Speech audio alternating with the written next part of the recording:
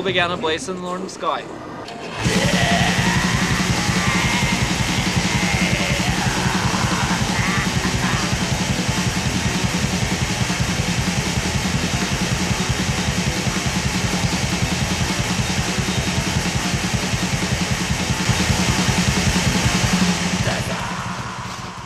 Then we came to the planning and the beginning of A Blaze in the Northern Sky.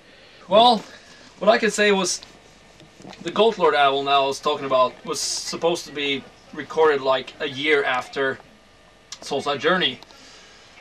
That means like summer '91.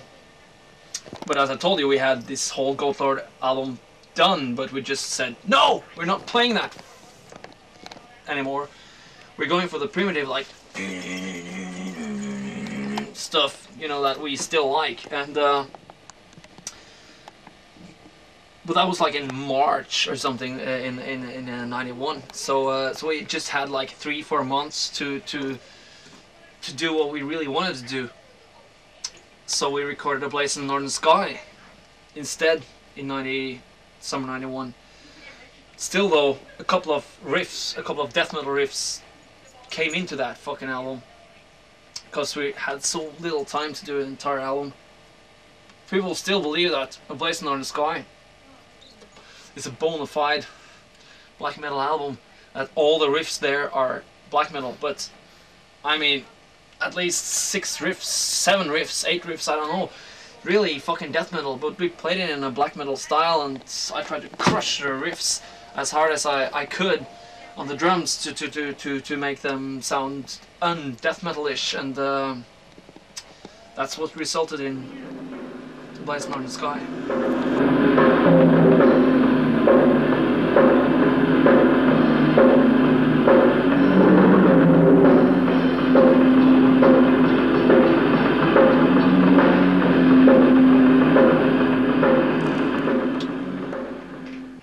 Well then, we lost a band member from rehearsing and finishing Goat Lord till the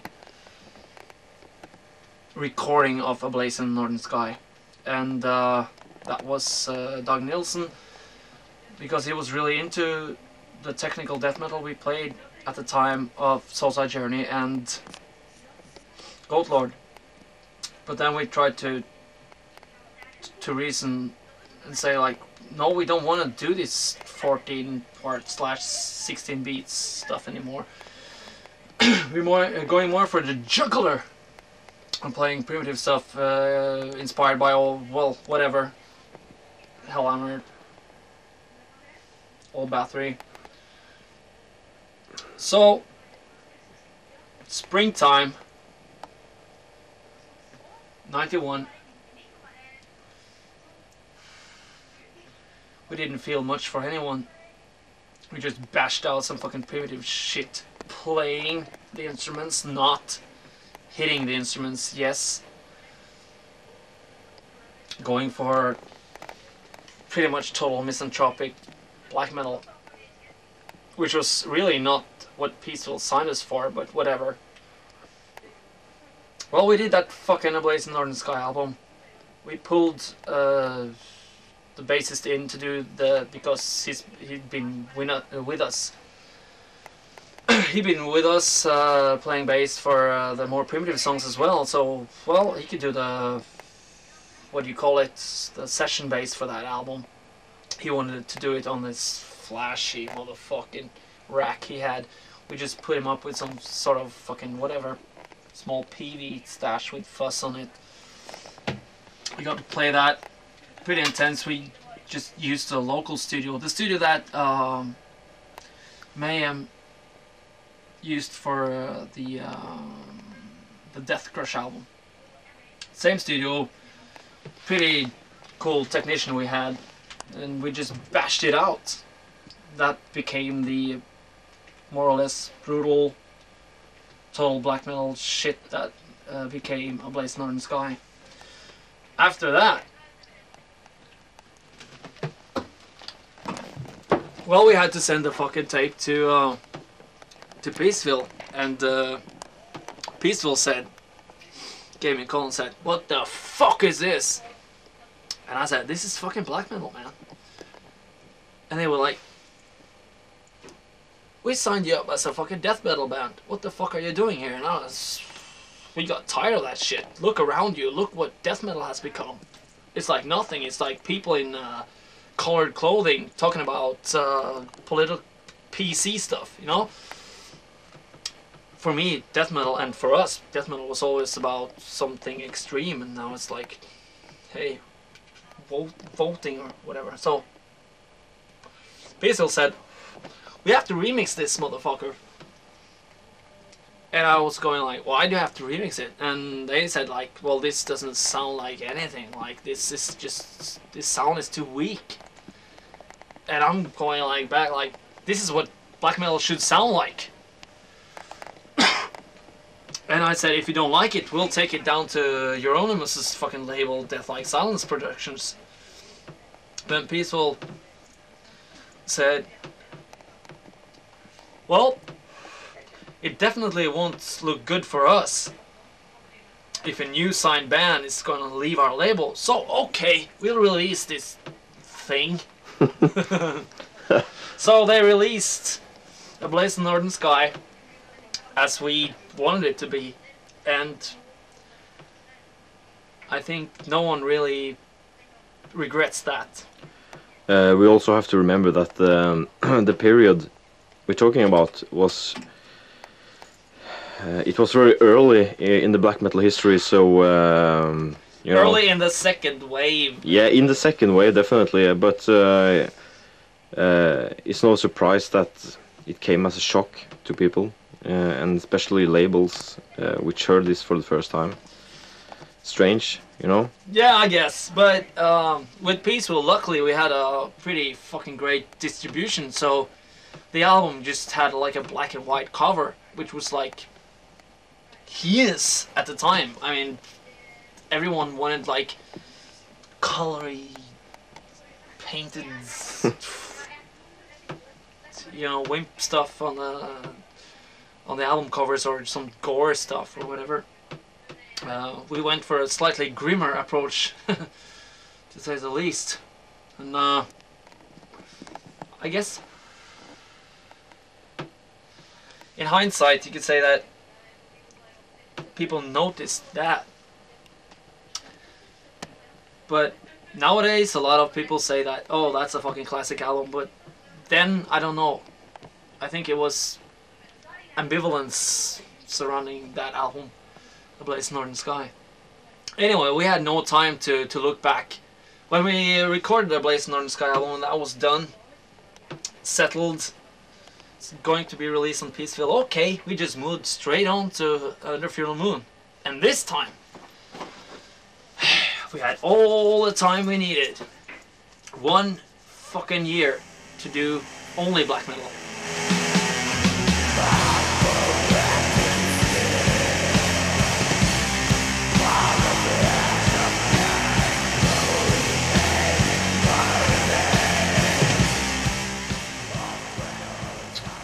But at the time, you know, black metal became more. I mean, that was the music we more and more listened to, and I mean, remember old Slayer stuff like we heard before. I was totally into Slayer before even joining Darkthrone. So I mean, the more dark side of the music, the more dark side of metal became more and more important in our lives, really. So it was natural to just jump off the whole Bermuda shorts filthy death metal bag and start playing what really meant something to us. So A Blaze in the Northern Sky start growing. We first thought of it like a mini album, but we've never been into singles, mini albums, maxi singles, whatever the fuck is. Yeah, no way. Full-length albums, all the things that matters. So we decided then to go ahead, skip Goat Lord, do a full-length album named A Blaze in the Northern Sky. I mean, again, I remember our old bassist Dag did some riffs to A Blaze in Northern Sky. He didn't like our new approach to the metal here. We told him to leave. He could play session bass, of course, because he had something to do with A Blaze in Northern Sky, obviously. So we thought that he should be a part of it as a session bassist. So yeah, the recordings went on in the Creative Sound. What's the name of the studio? Really good studio. I remember Mayhem recorded the Death Crush there, as you said, Fenriz. They were drunker than us, Yeah. as I have heard later on. Yeah, I mean, but you were quite drunk as well, Fenriz, as I remember. Not when we record, though. Oh, no. Also, one of the Mortem demos was recorded in Creative. That's right. Yes. And that Mortem demo was fucking brilliant. I liked it very much. It's not bad, man. No.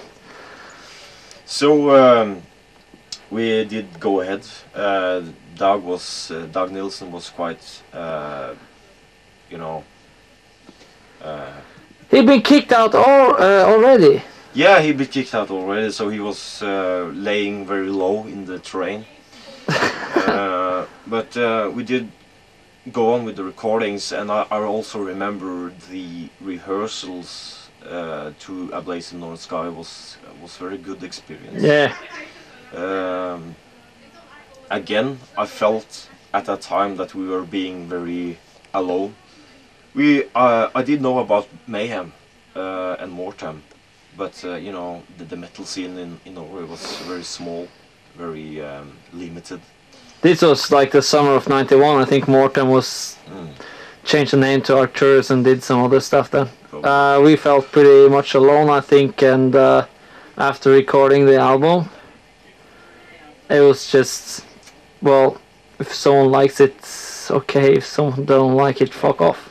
Yeah, like that. And we had nothing really happened after that recording, did it? I mean, we didn't go on tour or interviews or anything. No. What happened? We're going on to Under Funeral Moon here. Yeah, I mean, during the recordings of A Blaze, we had an engineer, very to the book guy, you know. He didn't want to turn the knobs too much, but he did a brilliant job, and I think the balance in the sound was right where we wanted it to be. Nothing happened, you know. Dag Nilsson gone for good. We're starting the rehearsals to Under Funeral Moon.